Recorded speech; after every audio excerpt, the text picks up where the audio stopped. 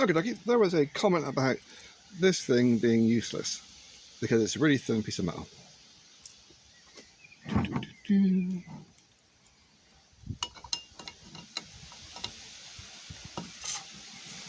you go. You hook this piece under the rim there and then just push in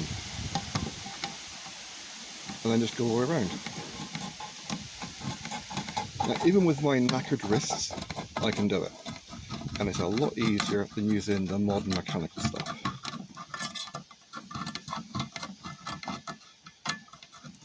I'm doing it sideways so I can actually see the camera at the same time.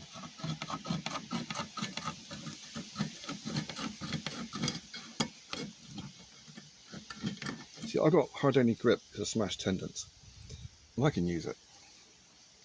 Ta-da! So yeah, this thing, Jason, you twat, it works perfectly.